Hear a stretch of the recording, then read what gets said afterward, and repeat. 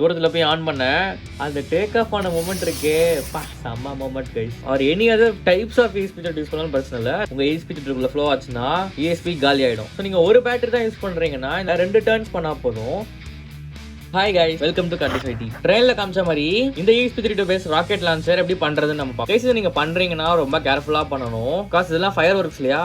தேவையான காம்போனன்ட்ஸ் அப்படின்னு பாத்தீங்கன்னா இந்த button, nichrome wire, resistor, LED, battery, கிளிஃபோட ESP32 C6 and 5 volt relay module. அதுவும் கிளிஃப் தான் எடுத்திருக்கேன். நீங்க ஜெனரிக்கும் யூஸ் பண்ணலாம். ஜெனரிக்னா இதுதான். மைக்ரோ கண்ட்ரோலரும் நீங்க ESP32 யூஸ் பண்ணாலும் பிரச்சனை இல்லை. Or any other types of ESP32 use பண்ணாலும் பிரச்சனை இல்லை. எல்லாத்துக்குமே சேம் கோடிங் தான். ஸ்டில் நீங்க இதை ஆர்டினோலையும் பண்ணலாம். நான் ஏன் இதை நான் வந்து இதை Wifi Server மூலமா கண்ட்ரோல் பண்றேன். அதோட இந்த கிளிப் C6ல எனக்கு இன்பில்ட் பேட்டரி சார்ஜரும் வந்துரும். எக்ஸ்டர்னலா எனக்கு BMS தேவையில்ல. சோ ஃபர்ஸ்ட் ஹார்ட்வேர் சைட் பாத்தீங்கன்னா இதான் சர்க்யூட் கனெக்ஷன். இது படி உங்களுடைய கனெக்ஷன்ஸ் பண்ணிக்கோங்க. சோ தென் பிசிக்கலா வந்து ஒரு டப்பா இந்த மாதிரி கண்டிப்பா தேவைப்படும் பேஸ்மெண்ட்காக. பட் அந்த டப்பா பிளாஸ்டிக்கா இல்லாம ஒரு மாதிரி மெட்டலா இருந்துச்சுன்னா கொஞ்சம் ஹீட் ரெசிஸ்டன்ஸ் அதிகமா இருக்கும். அதுக்கு தான் ஃபர்ஸ்ட் நான் PVC பைப்ல இந்த H டைப் கனெக்டர் வச்சு அதுக்குள்ள நைக்ரோம் வயர் சுத்தி மேல கனெக்ட் டெர்மினல்ஸ்ல வச்சுக்கிறேன். சோ நீங்க ஒரு பேட்டரி தான் யூஸ் பண்றீங்கன்னா இந்த நைக்ரோம் வயர்ல 2 டர்ன்ஸ் பண்ணா போதும். இல்லனா ஹீட்டிங் டிலே ஆகும், அப்புறம் எஃபிஷியன்சி இருக்காது. சோ நீங்க 2 பேட்டரி போடுறீங்கன்னா நீங்க 4 டர்ன்ஸ் இல்ல 5 டர்ன்ஸ் கூட வச்சுக்கலாம். ஹீட்டிங் காயிலுக்கு போற வயர்ஸ் மட்டும் கொஞ்சம் திக்கா இருக்க மாதிரி பாத்துக்கோங்க.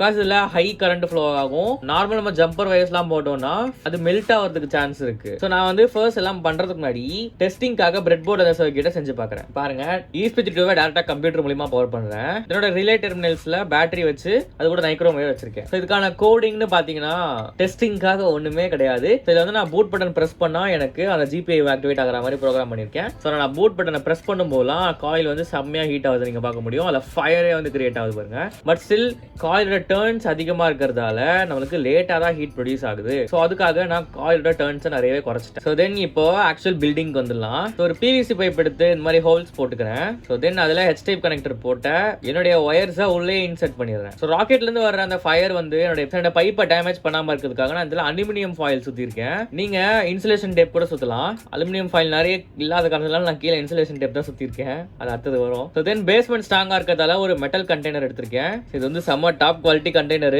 வேற கண்டெய்னர் இல்லாதனால இதை நான் யூஸ் பண்றேன். இதுக்குள்ள நான் காம்போனன்ட்ஸ் எல்லாம் போட்டு வச்சிருந்தேன். சோ தென் டப்பாக்குள்ள ஆக்சுவல் எலக்ட்ரானிக்ஸை பிளேஸ் பண்ணணும். கைஸ் நீங்க நினைக்கலாம் இதுக்கு இந்த சர்க்யூட்டுக்கு ஒரே பேட்டரி இருந்தா போதுமே, நம்ம ஒரே பேட்டரி வச்சு ESP-யும் பவர் பண்ணலாம், ரிலேவையும் பவர் பண்ணலாம் அப்படின்னு.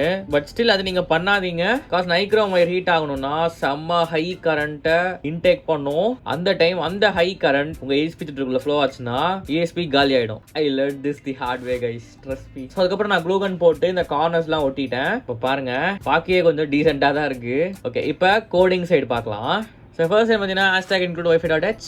சார் நான் ESP32 ஒரு வைஃபை ஆக்சஸ் பாயிண்டா கிரியேட் பண்ணியிருக்கேன். ஸோ அதுக்கான SSID பாஸ்வேர்டு இங்கே இருக்கு. ஸோ இது வந்து ராக்கெட் லான்ச் அப்படின்னு சொல்லிட்டு நம்மளுடைய வைஃபை செட்டிங்ஸ்லேயே காமிச்சிடும். ஸோ அதுக்கப்புறம் இந்த பாஸ்வேர்ட் கனெக்ட் ஆகிடும். ஸோ தென் ராக்கெட் பின் S7 என்னுடைய GPIO பின்.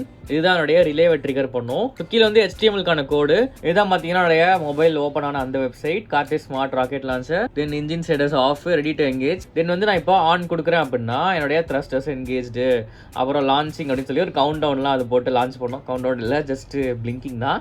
தென் லான்ச் அப்படின்னு சொல்லி வந்துடும். இது எதுக்குன்னா ஸ்லைட் டிலே ஆகும் இல்லையா என்னோட காயில் ஹீட் ஆகிறதுக்கு, அதுக்கு தான். ஸோ இதில் கொஞ்சம் அனிமேஷன்லாம் போட்டு பக்காவாக பண்ணியிருக்கோம். இது ஃபுல்லாகவே ஆஃப்லைனில் தான் ஒர்க் ஆகும், நோ இன்டர்நெட் ஆக்சஸ். ஸோ நாங்கள் ஆன் பண்ணும்போது தான் என்னுடைய ஜாவா ஸ்கிரிப்ட் வந்து என்னுடைய ஆர்டினோ கோடுக்கு ஒரு ட்ரிகர் வந்து என்னுடைய GPIO-வை ட்ரிகர் பண்ணுது. ஸோ செட்டப்லேயும் அதே தான். வந்து வைஃபை பேசிக்காக இனிஷியலைஸ் பண்ணி எல்லாமே முடிச்சிடறேன். லூப்பில் எதுவுமே ரன் பண்ண போகிறது இல்லை. பிகாஸ் ஏசிங் வெப் சர்வர் ஏசிங்க்ரனஸாக எல்லா வேலையும் பார்த்துக்கும். ஸோ உங்களுக்கு லூப்பில் எதுவுமே நீங்கள் ரன் பண்ணணும்னு அவசியமே இல்லை.